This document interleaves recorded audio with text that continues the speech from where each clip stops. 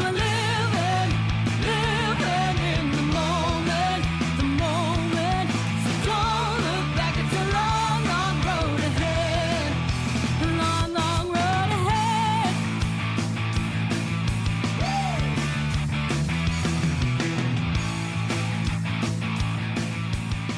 Hello, and welcome back to Better Buddies. I'm your host RJ. With us this week, it's Tanner. Hello. And John. Hello. Our Better Buddies icebreaker. If someone came up to you and said, hey, do that thing you do, what thing would pop into your head first? What the fuck was that? I don't know if the mic picked it up well. I meow. Oh, yeah, I just heard a screech. Previously it would be like me bending my fingers back so they were basically like perpendicular to my hand. Yeah, But classic. I don't know if I can really do that anymore, and I haven't done that in many years. So not sure what it would be these days, I guess. I was struggling to think of what I would do, but I've just thought of it. I would probably break into the classic dance that I stole, where I stand perfectly stock still, except for one hand is raised up to my shoulder. I stick an index finger in the air. I bring it back down to my hand. I stick it straight out in front of me. I bring it back in. I stick it back up in the air, and I just repeat. I just repeat that dance move. Some index finger calisthenics. Do the thing. Yeah. And that, or if it's at a party and we've all been drinking, there is a chance I kiss a boy. That's your thing? It's a thing I do. Part of your brand? Mostly just because in college it would make all the white women scream. That's a good reason to kiss a boy. Well, excuse me, I specify white women because it was under the idea of the white women party quotient of the more white women you had at a party, the crazier the party would get. And that's not my theory, it's Eli's theory. So get mad at him.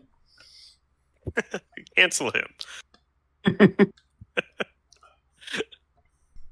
But yeah. That's right. That's what I'd do. I would just say, what are you talking about? Who are you? How did you get in my house? How did you get in my house? Yeah, someone goes, "Hey, do that thing you do," and I instantly grab like a sawzall and cut down the nearest flock camera. Tanner, you didn't do that. You were here recording the podcast with us. You're right. On the kind of like somebody surprising you and approaching you, this morning as I'm like walking my cooldown, I heard somebody like kind of moving quick behind me, and I turn around. This young woman comes up to me and says, and is like, "Oh, hey, what are you doing?" And I was like, I'm just finishing my cooldown after my run." And she's got a book in her hand, and she's like, "Oh, yeah, I'm just out on my walk too."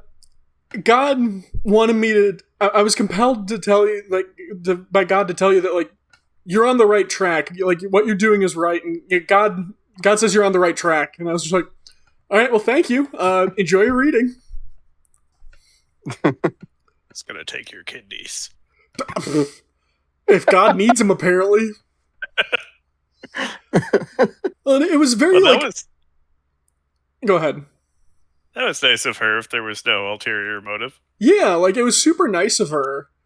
And I felt good, but then I had that thought as I was finishing my walk of like, on the one hand, God works in mysterious ways, and theoretically, I can stick it to every religious person ever and say, God sent me a message directly saying everything I do in life is right.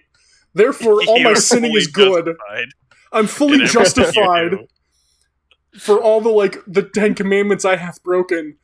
And then I also had the thought immediately after, like, hang on, wait a minute. God works in mysterious ways, but the devil also has his methods, and is known to. It's like an entire parable in the Bible of like the devil will twist scripture to make his point and entrap you. So was that God or was it Satan? Tell. No, I can't tell. And thus the only thing I can do is continue to live my life precisely how I have been, as to ensure I don't go one way or the other. But isn't staying the course leading into one of them? But if I change trying to, like, become more godly, like, let's say I'm inspired to, like, start going to church. To be like, oh, I'm doing everything right, but, like, I could be close to God now, I'm so inspired. Now I start going to church, now I'm different. Now I've done things differently. On the flip side, I could go full hedonistic, like, oh, I'm validated in everything I do. It's all for the right reasons. Let's fucking go. And just, like, start breaking laws and committing theft and shit. And be like, well, God said I'm right. And in fact, it's Satan tempting me further into evil. Therefore, either way, I'm good. If I just stay the course. Basically what I'm saying is everybody should follow my example. Are you releasing your life coach book? Yeah. We're on chapter 355. It's called Better Buddies. And I've spent the last 6-7 years collecting material for it. Sorry, how many years? Yeah. About 7. Okay. And definitely not 69. See, I thought you said 6, 7. I don't get it. Fun dated joke. Is that Was a it ever joke? really a joke? I don't know. I'm a fucking old. I'm a fucking zillennial cusper bullshit. I don't know anything. Technically, it's always just been a reference, and never really a joke, hasn't it? I It suppose has, so. but it left what it was referencing so fast that it just became the joke. It was just self-referential. It's Dadaism, really. It insists upon itself, as they say. Cool. Well, our next segment is Better Buddies Recommend, where we recommend a piece of media to enjoy. Who would like to start? I can. What you got? How familiar are you two with the wonderful card game of cribbage? I've heard of it, having lived in Wisconsin my whole life. Okay. Well, I was at this board game store the other day, and I came across Cross Crib, which is like cribbage, but more of like But also more kind of like Catholic? Go. No, the cross is that it's you play on a 5x5 grid, and columns are your hand, and rows are your opponent's hands.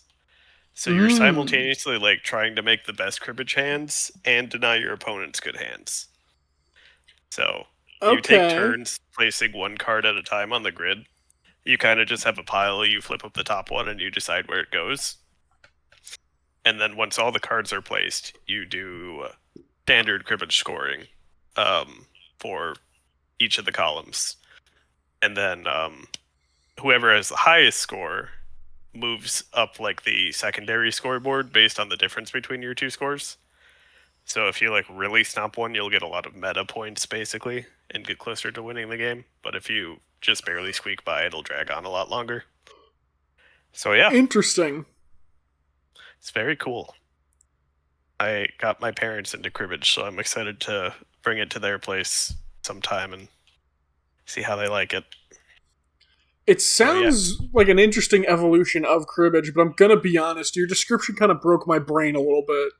And it's not your fault, it's because I barely understand cribbage in the first place. But So I there's think a I lot get of that. it. It very much assumes that you well, no, it does a pretty good job of teaching you what all the hands are too, but my explanation required you know a good bit about cribbage. Because cribbage is you got the board and you move your peg down as you get scoring and you want to get to the end, right? Yep. Yeah, okay. And there's generally two phases to that. There's what's called like I think it's generally called the pegging phase, The what? which is super fun. Oh, Where you like take turns trying to count up to 31, and you can get points for various things along the way. This game is more the second part, which is the counting phase, where you have your cards and you look for like things that add up to 15. You look for pairs. You look for runs. That may have So been what basically- confused me with the initial cribbage, is I never really got the like two halves part explained well to me. Because I was Yeah. playing in Boy Scouts, and it was kind of one of those like, all right, you're playing cribbage with us? Great, sit down and play. And I went, I don't know how to You know how play. it works. Yeah. So this is more of the second part. So when you're placing cards on the board, you're looking to create things that add up to 15. You're looking to create flushes. You're looking to create pairs, or like 3 of a kinds or 4 of a kinds. Okay. So you can look for that stuff, and then you can also see your opponent developing that stuff, and then do your best to get in the way of that. So that's why I say Interesting. it's kind of like Go, because you're trying to think ahead and prevent them from gaining an advantage. Yeah, and like, It's also and so with cribbage. it being like the crossways, you're kind of playing both at once. Yeah. So you could lean really hard into one direction, but that also means if your opponent plays the other direction, you're both kind of going to jump pretty big. Yeah, it's just like no matter what card you place, your opponent also gets it, just because it's Okay. on the grid. So you have to put it in an opportune spot for you, but a bad spot for them. Interesting. And it's kind of just like trying to balance that and optimize it. Hell yeah. Very cool. I think I'm gonna try to make like a video game version. I'm not gonna Ooh. commit to it, but I'm inspired. You heard it here first, he's committed. Also, I don't think I could sell it because I'm pretty sure the game is patented. So Oh. it'd probably just be a like. Oh, toy you project can on sell a it, and I'll tell you how. You'll create it, you go to the company that owns it and say, hey, I have this fully built for you, and I will sell it to you for a set amount. Perchance. That's how you get your payout. I did look, and there's like a couple fan-made ones out there, so maybe you could. I mean, yeah, it's I don't know. probably one of those.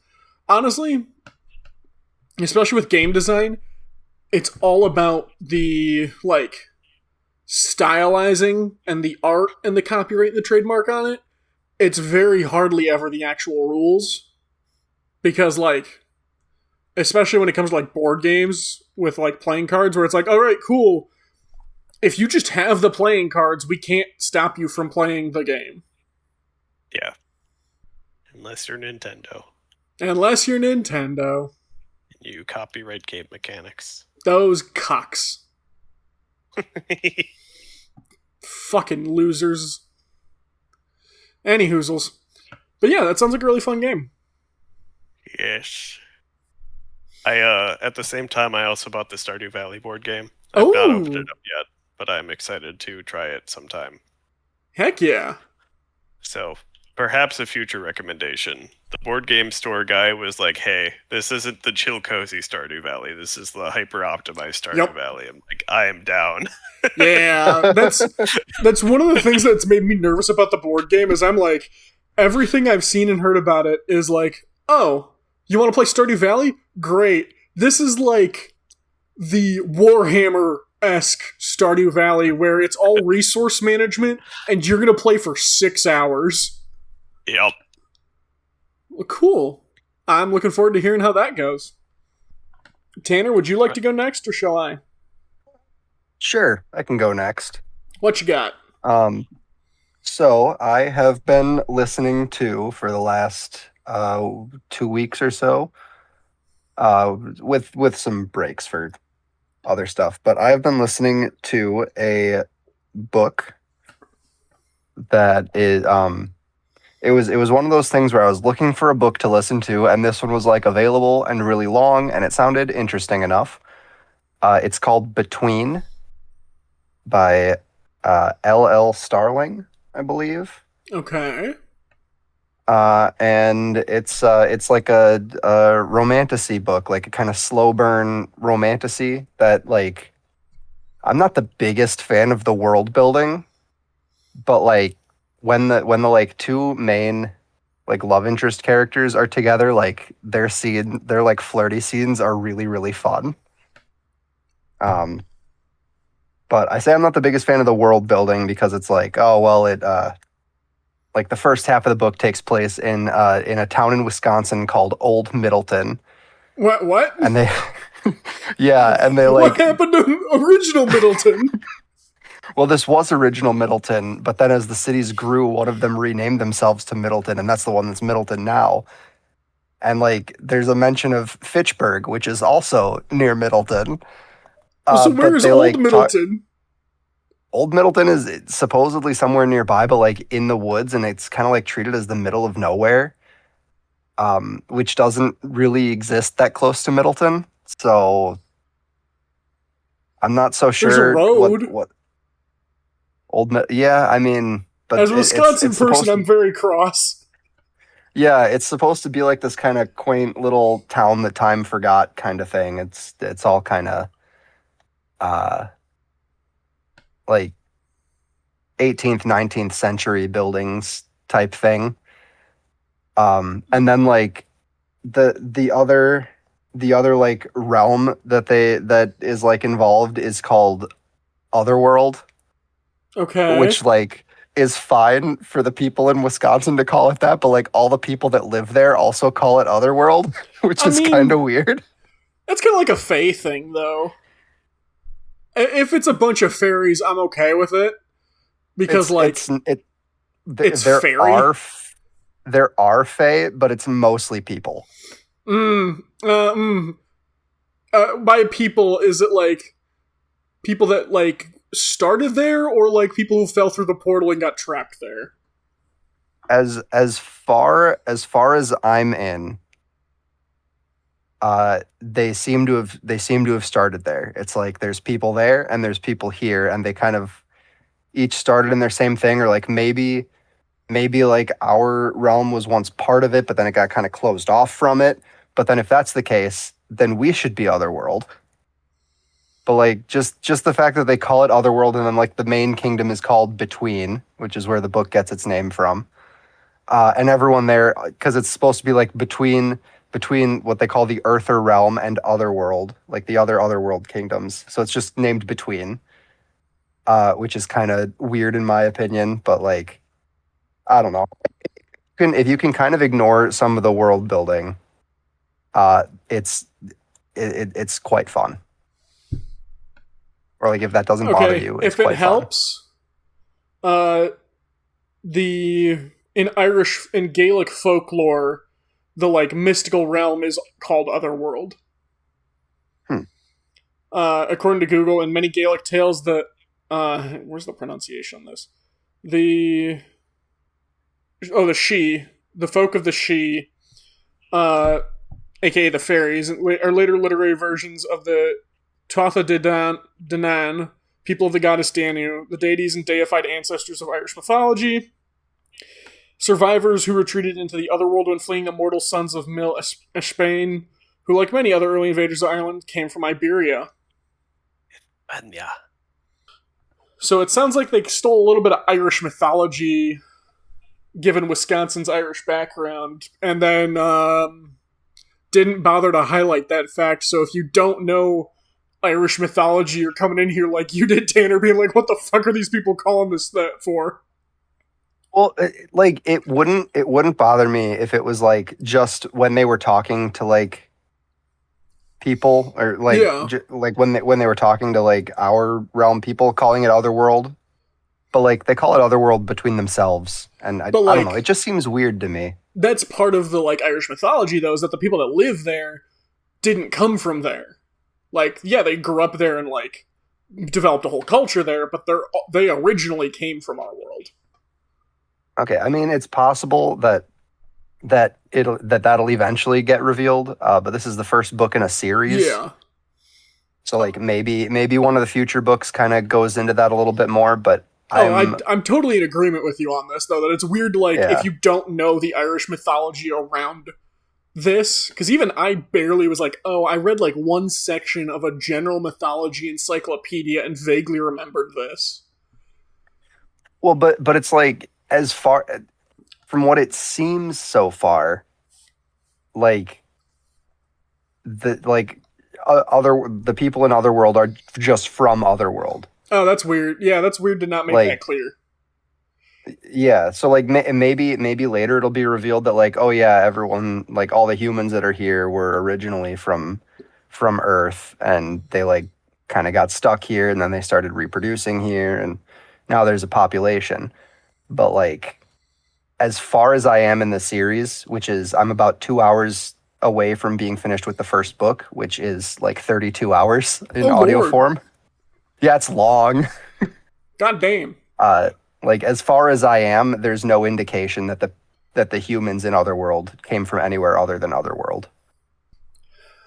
Interesting. But yeah, if that's not something that like bothers you, or you can ignore it if it does, then like the interactions between the characters are all pretty fun. I'm still They're hung up like- on Old Middleton. Yeah, Old Middleton is full of like witches, and there's like a really fun thing where like the main character shows up, and she What? shows up to be like a long-term substitute teacher. What time period is this modern? Yeah, more or less modern. Oh, good grief. They have cell phones and stuff. Hmm. So the book itself came out in 2020. See, I think part of what's rubbing me the wrong way about Old Middleton is Middleton itself is so next to Madison. Like, it's just part of Madison. Where if they were like, oh yeah, like, Old Minocqua. Yeah, the new Minocqua's on the island because everybody ran from Old Minocqua and needed the water to, like, protect themselves from the Fae. I'd be like, oh sure, I'll absolutely believe there's an Old Minocqua, like, 5 feet from current Minocqua. That's fine. Yeah, it's kind of, that part kind of gets to me too. It's weird. Like you could have chosen like one of the small towns in the Northwoods. Yeah. You could have even like probably gotten away with not even making up a town and just using one of the like Northwoods town names. And you could even... Well, maybe not. Could. You'd have to maybe rearrange how you'd have to change how you describe the town, obviously, to fit the town. You wouldn't even have to do that. Like, as long as you're not publishing focused on a Wisconsin audience. And I don't think it was published. It reminds me of focusing on a my Wisconsin cartographer's complaint. Yeah. Where I was like, God damn it, the science building would not be this cold for a winter program.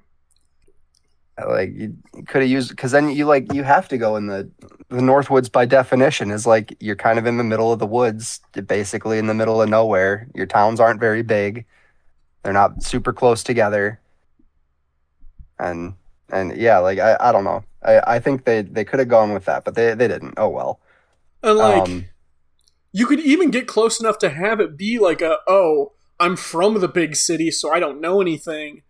If you did like, I mean, it wouldn't be as big as like Milwaukee, Madison, but you could do Stevens Point, Wausau, Green Bay. Well, the main character is originally from New York, like New York City. Then you don't even need it by Madison. Oh, I'm gonna be grumpy. Ignore it. Okay, but anyway, so she comes in with her friend to do like a long-term substitute teacher job. And the like school's really small. Her class is like 4 kids. What? Like four kindergartners or first graders. It's a really small town. The men have all disappeared, so there's not like families. Like they say all of the men of marriageable age have disappeared. There's just so like one 70-year-old man who's like, haha, I'm the last one. Yeah, there are a couple of old men. There's like a couple of like teenage guys, but there's no 20 to 40-year-old men. Good lord. Yeah. They all got taken to the other world? Well, we don't know. Okay, but like we know. Yeah, I don't know. There's like it has not been revealed. Like maybe they've gone to Otherworld, or like maybe the working theory is there's a curse on the town that like all the men just kind of disappear or go away. Like there was originally like a rumor that they left to fight in a war. But then one of the kids is like, yeah, I don't believe that, because that'd be like really irresponsible to not tell anyone. And you're just leaving your family behind. You go, kid. That would be irresponsible to not tell anyone. Honey, I'm off to war. But yeah, so she's teaching this like kindergarten or first grade class. And one of the kids is like seen as kind of he's a lot of trouble for all the like other teachers and other women around town. They're like, oh, he's such a handful. And he's like, yeah, the whole town's full of witches. And And he turns out to like be right. And there's like a fun line where it was like, the teacher's like, all right, we're gonna draw witches for our art project today, and he's like, I'm gonna draw Mrs. Lansham. and the main character is like, but Mrs. Lansham, like come on, witches have brooms, and he goes, Mrs. Lansham doesn't ride a broom, she drives a Volvo or something. And he's like totally Okay. convinced them. Like later you find out that like actually all of the old women in town are witches. Nice.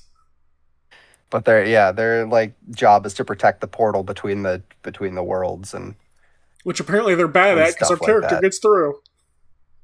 oh yeah, because once a month someone in the world gets chosen as like a dreamer to go through the portal, and they like have a dream crafted for them. It's it's a little weird, but like the main character was originally one of these dreamers when she was 5 years old, but there wasn't anyone there to help her craft her dream. So after that, she stopped having dreams.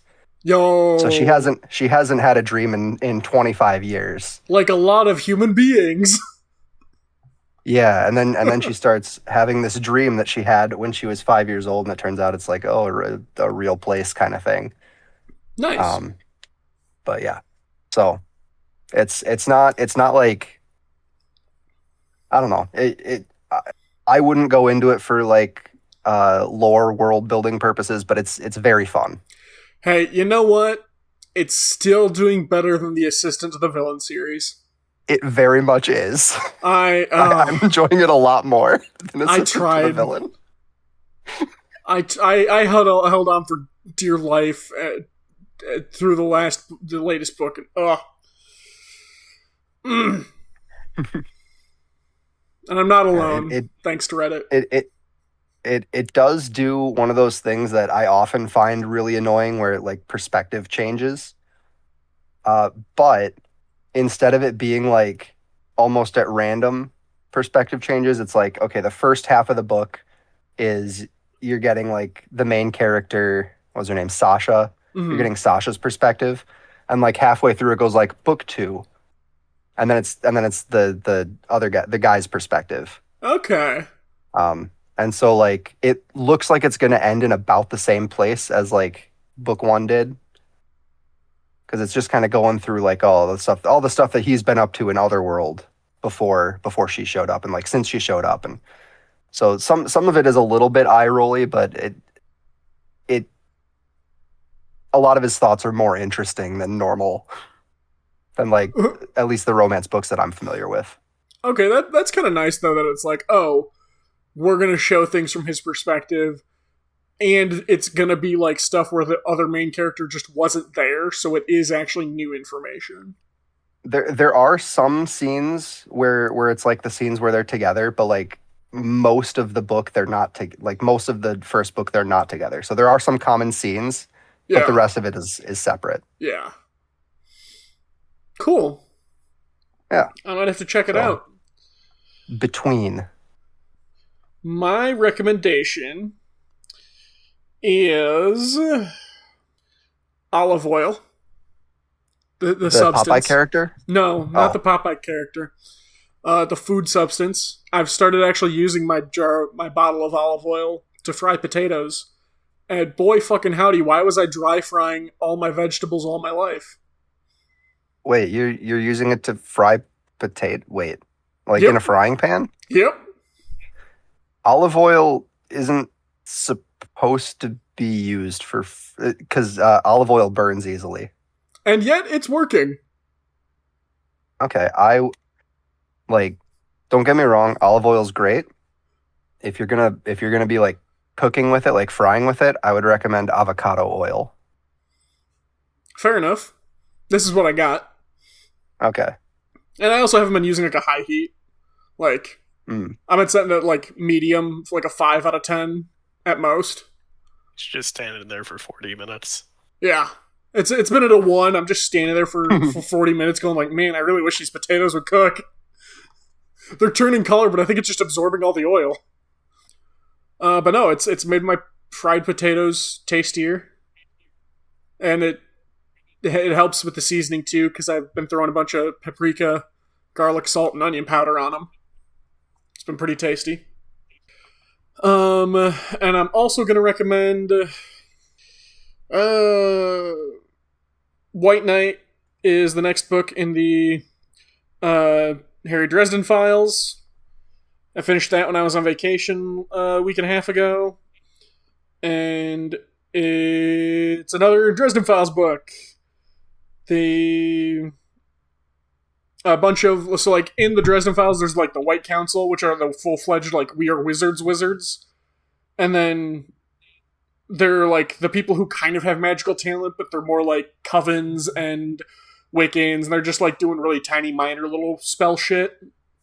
A bunch of them start getting murdered, and so he starts investigating, and the evidence initially points to his half-brother vampire Thomas. And he's like, well, that can't be Thomas. I gotta clear his name. So he's rushing around trying to find the evidence and prove it's not his brother. Because if he doesn't find who actually did it, all the evidence points to it being his brother. His half-brother he's only had for like 3 or 4 books now. And also, this coven that like was impacted hired his ex-first girlfriend, who was an apprentice with him. And she's help doing investigation as well, and he's dealing with that. It was very fun, as the Dresden Files are. And then I'm also going to do a minor re-recommendation of Fallout New Vegas, because I spent $35 I shouldn't have spent this last week, Friday. Is it Friday? Might have been Thursday night. Yeah, it was Thursday night. They were doing a Bethesda sale on Xbox, and I bought Fallout New Vegas and Fallout 3 and all their DLCs half off. Nice. Yeah. And they were cheap to begin with. So like I said, I got both games and all their DLCs, which both of them were like Game of the Years, for $35 total. And boy howdy, Fallout New Vegas is so much easier to play when it doesn't crash on you every 30 seconds. That doesn't sound real. I know, it's hard to believe. But I played most of Saturday and a little bit on Sunday. And Friday night I played too. And within that time frame, I got from the start of the game all the way to New Vegas and a good number of quests done.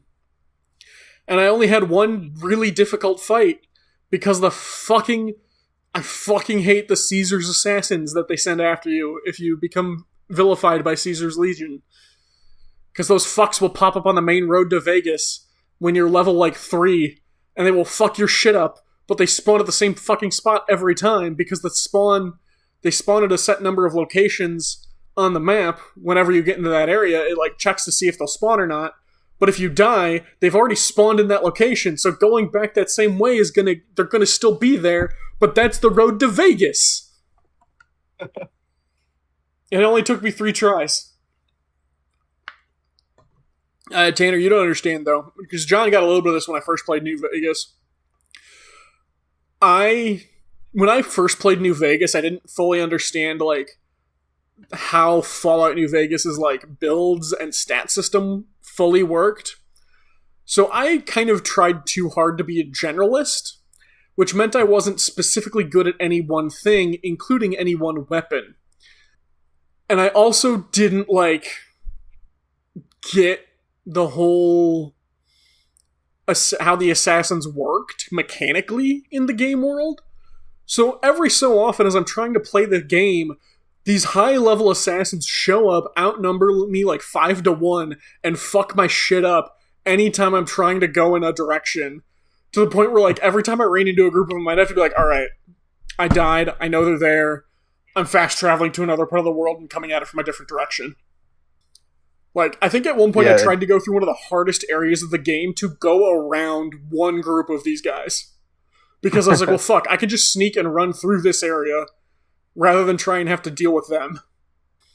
I was also I was relying too much on iron sights as well, which Fallout 4 is beautiful for. Fallout 3 and Fallout New Vegas, you have to use the Pip-Boy and use VATS. You cannot try and, like, iron sight it like you would a normal video game. I don't really understand that. I've never played a Fallout game. I you I played shooting own a video copy games, though, of- yeah? not that much. You've played games with guns? Sure, yeah. You've played Pal World. Yeah, there's guns in Pal World. Yeah, so you know how Pal World you can I- fire from the hip or you can aim with them? Uh-huh. Yeah, that's what it means by like iron sights, is like you look down the sight. But Okay. in I Fallout- mostly meant like the like stat builds and like how assassins work Yeah. and oh, the assassins are just a Sneaking character around. type. They're just strong. okay. Yeah. And like the VATS is just a like you click the button, it pauses time and lets you like aim and use like your like 6 action points to get a certain number of shots off and just like basically schedule your shots out with different percentages based on like where on the body you're aiming for, your gun, how far away they are, that kind of stuff. It's kind of like auto shooting. Okay. Yeah, I own a copy of Fallout 4, but I have not started it. Oh, you should play it. It's fun. Base building. Ah. I'm Settlement. not very good at base building. That's fine. You don't need to be. Okay. There's robot saw building. Go ahead, John. I saw a meme the other day that was like Elder Scrolls 6, and that it was just like a Tamriel version of Preston Garvey saying, "Settlement needs your help." I mean, if they go back to the settlement of the Tamriel, maybe. Which Elder Scrolls race would Preston Garvey be? If we're going full stereotypical, a red guard. Fair enough. I don't know, for some reason I had an Argonian in my head. It made zero sense on like my knowledge of actual Elder Scrolls, but I was just like, no, I want him to be an Argonian. I was also thinking Argonian, not because I know who this character is, but because thinking of Elder Scrolls races got me thinking of the lusty Argonian maid. Preston Garvey is a NPC follower in Fallout 4 and is the first like faction leader you meet. And he's notorious in the game because anytime you talk to him, he'll be like, "Oh, another settlement needs your help."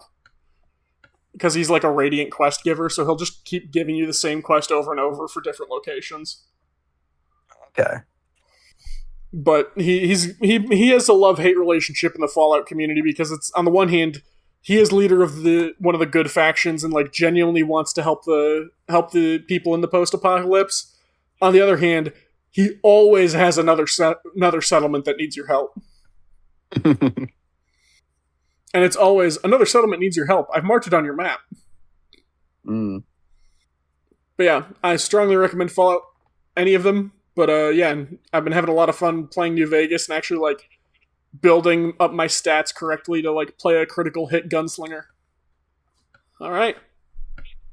Our next segment, How to Be a Better Buddy, where we give some real and some humorous advice. Our first question this week, how do you guys force yourself out of the house? With the further details, I'm 25, male, and I have a hard time leaving the house unless it's for work or school. Sometimes I get a burst of energy and decide to try something new, but I struggle to stick with it and eventually end up playing video games or scrolling all day. I tried dance classes, but I'm not sure I actually enjoy them. I've started volunteering again since I have Fridays off. My female friends try to get me out of the house, but their idea of fun is usually going somewhere loud and overwhelming, which isn't really my thing. You know what gets me out of the house? What? Being out of ice cream Yo! and having to go get ice cream.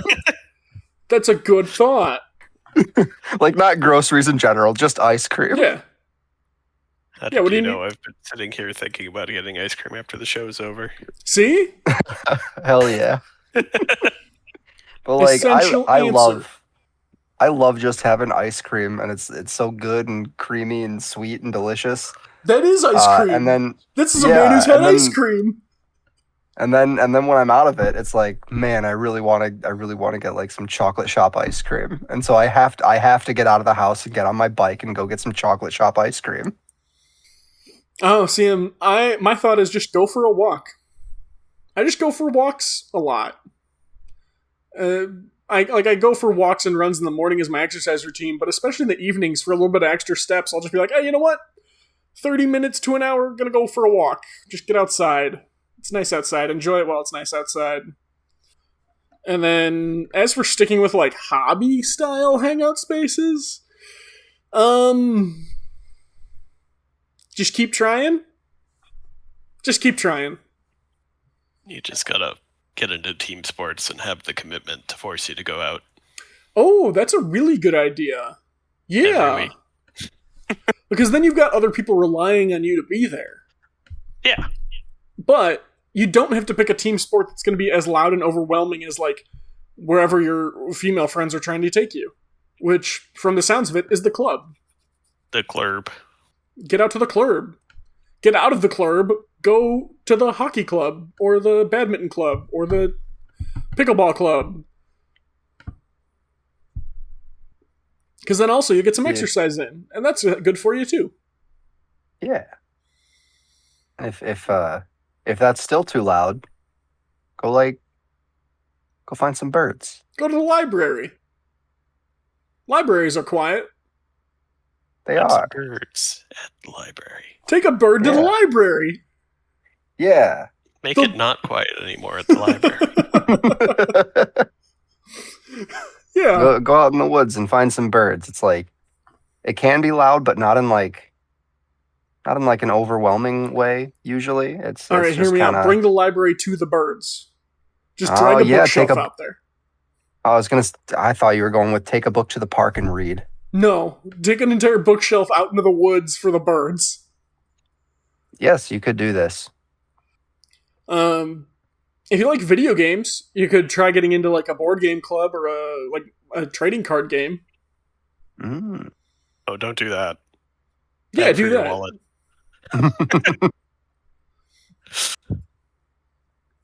Look, I mean, ice cream costs money too. Yeah. It is much more fleeting than the high of cardboard crack. And cardboard crack you can enjoy over and over and over again as you Yeah, but nibble the there's- corners one by one. There's not been a worse time to get into cardboard crack than right now. Counterpoint, it depends on what you want out of your cardboard crack. Pokemon is bad. Don't get into Pokemon. Magic the Gathering is okay if you're not gunning for specific cards.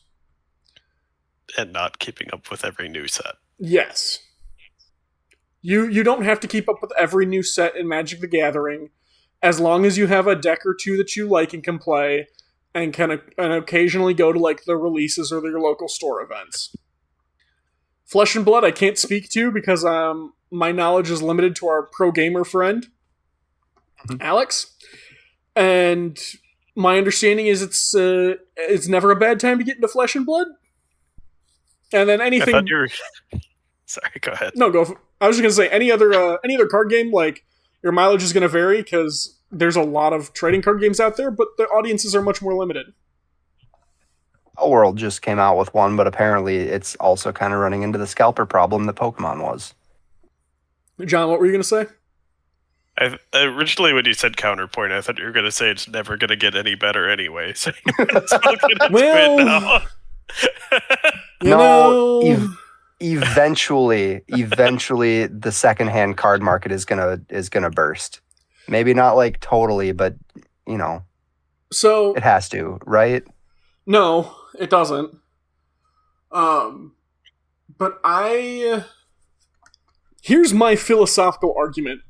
The reason that scalping and secondhand markets on things that are considered collectible, whether it's trading cards or Legos or anything that like might have any level of value and resellability is so bad, is a direct sign of our economic down spiral. Now hear me out. Yeah, buy gold now. Buy holographic Charizards now. Yeah, buy holographic Exactly. Charizards now. Buy Lego. It increases in value faster than gold. If you buy the right sets. Part of the problem is economic. This is not financial advice. This is not financial advice. Because of the increasingly tense financial situations people are in, they're looking for those ways that, I need to make a quick buck. On the flip side, for the last, 10 years? Yeah, 10 years. You've had social media, which exploded. In particular, the scalpers and the resellers and the thrifting sellers and all those people started making social media videos and accounts about, oh, here's how I do my reselling, where it's completely curated to only show their successes or the failures that they can spin as learning moments to make you engage. Because that's one of the problems that, like, wasn't as talked about, but really hit the, like, secondhand stores, just, like, Goodwill. The religious secondhand stores, like any general thrift store, it's a common complaint that, like, they all, they weren't the best before, but you could find really good diamonds in the rough there, and now they're atrociously bad because all the good shit has gotten scooped up by people who are trying to just make a quick buck off of it instead of people that, like, couldn't necessarily afford it any other way and would genuinely enjoy it. And the good secondhand stores have jacked up their prices because they know the resellers are coming in. Yeah. If you're gonna get into it, if you're gonna get into a trading card thing, do it because you want to. Don't do it as an investment. No. That hurts everyone. Because also, like, let's face it, you gotta resell it at some point to get the value out of it. And if you hold on to it, its value only goes up. But at a certain point, if you die before you resell it, whoever comes after you has to deal with it, and they probably won't understand its value. Well, the value doesn't always go up. Like, thinking about Pokemon TCG specifically, like, yeah, sure, Charizards hold their value usually, but, like, a lot of the stuff that sells for a lot is, well, or at least it was 10 years ago, was stuff that was, like, current meta. Like, stuff you would build a deck around because people wanted it. Although, yeah, like the Umbreon cards, Charizard cards, whatever, tend to hold their value because people love those ones, and the art's always really cool. But, like, yeah, the cards they don't always hold their value, even if you keep them in great condition. Sometimes I guess I when was they thinking get more phased, of, like, the older cards and, like, with comic books and stuff. yeah, like sometimes with the cards when they get phased out of the, like, competitive rotation, they lose their value. True.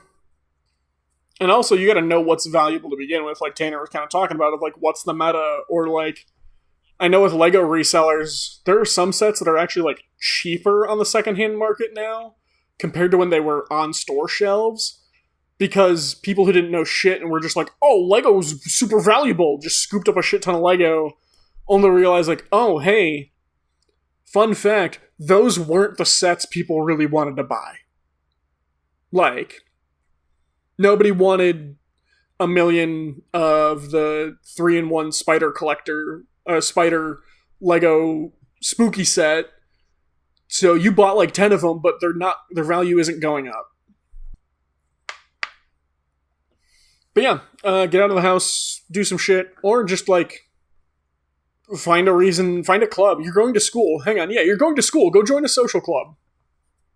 Like, presumably you're going to some kind of college which has social clubs. Go join one of those. Do community colleges have clubs like that? I would imagine they probably do, right? Okay. Community colleges do have, like, social events, social activities, yeah. It's not to, like, same extent necessarily that a four-year institution would, but part of it too is community colleges tend to be a community resource in terms of, like, extra learning and that kind of stuff. So they have some, like, college, like, esque clubs and organizations, but they also serve as, like, a community space and a community learning space. So it'll be like financial information nights, or hey, the cooking classes, or that kind of stuff. Yeah, can't go wrong with a cooking class. And I'm only partially talking on my ass. Yeah, I mean, but, like, a cooking class also specifically for this guy. Oh, yeah. It would get him out of the house. And it would also, even if he decides he doesn't like it, well, he's going to learn something. You can always eat what you make. True. You can do the same thing with an art class, but it's not nearly as tasty. Yeah, exactly. Or get another job if you're that bored. Like, you've already got the one job. You could work more. I don't recommend it, but, like, you seem to like going to that. You keep showing up. I don't know. Our next question. How to stay balanced. Hey guys, I like to stay fit. My routine involves swimming 3 to 4 times a week. I will do 2 high-intensity training, whatever the fuck, HIIT workouts a week, and play pickleball 4 times a week for 2 to 3 hours. A little background, I'm divorced with 2 young kids. 2 you kids. Lately, I feel my testosterone is down. My doctor said you may overexerting yourself. I do feel that, as when I get home, I'm always looking for that dopamine high. I like to do cardio as it increases my energy. She said I need to stay balanced. How can I do that? I don't enjoy reading or just lounging around. It makes me think about all the problems I had with my ex-wife and custody troubles. I like to do cardio every day. I don't lift weights as I find that boring. I like to be in a class or do some physical activity. Good news. I have the answer for you. Bad news. You're not going to like it. It's called therapy, friend. My first thought was like, ooh, you are avoiding something.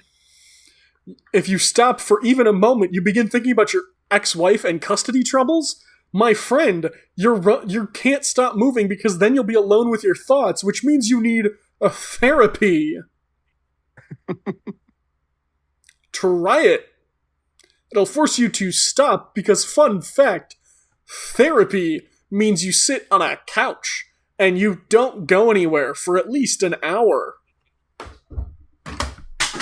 As I throw my water bottle across the room on accident.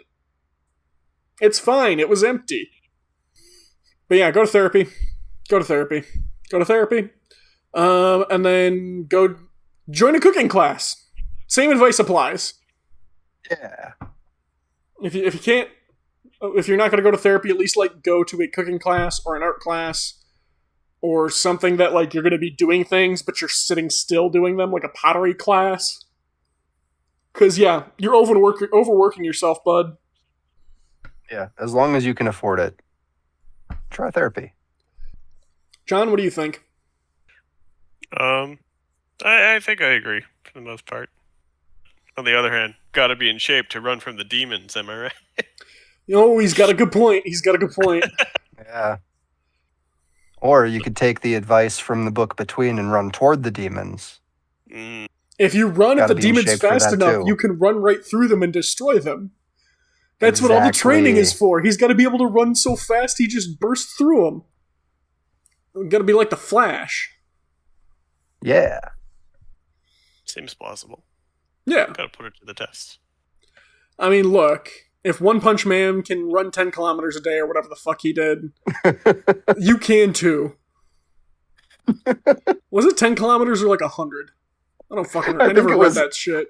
I think it was 10 because it was like I do 100 sit-ups, 100 push-ups, and run 10 kilometers every day. And it was like the point is it was like the super mundane thing that like anybody could do. Yeah.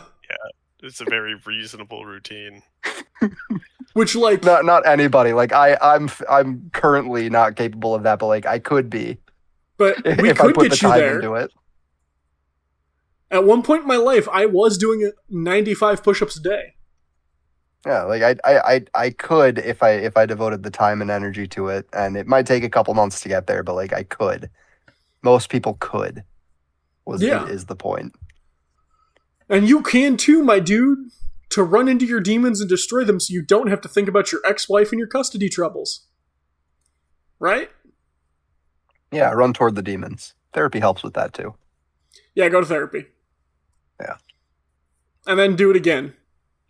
And then do it for like 8 weeks. 8 sessions. 8 sessions with the same therapist. It doesn't have to be the first one you find, though. Yeah. Because, you know, you got 2 kids. 2 you kids. They're you kids. And your you kids, well, they probably notice daddy's outside exercising a lot. And especially if you're trying to figure out custody shit, going to therapy is a great tool to have in your belt to say, hey, look, I take care of all parts of myself. Hmm. And then your custody thing will probably be a little bit easier to argue. Just saying. And on that note, thank you both for joining. Thanks for having us. Thanks for having us. Love you both. Love you too. Me too. Thank you to the band Problem of Interest for letting us use the song Living in the Moment off the album Cross Off Yesterday. You can find them on iTunes and Spotify. You can find us on iTunes, Spotify, YouTube, or wherever fine podcasts are sold. We're also on social media. Our Facebook is Better Buddies. Our Instagram is Better Buddies Cast. We post updates about the show. Our email is betterbuddiescast@gmail.com. You can send us fan art, hate art, fan mail, hate mail, declarations of love and or war, icebreakers you want us to answer, or questions you need advice on. And last but not least, be a better buddy.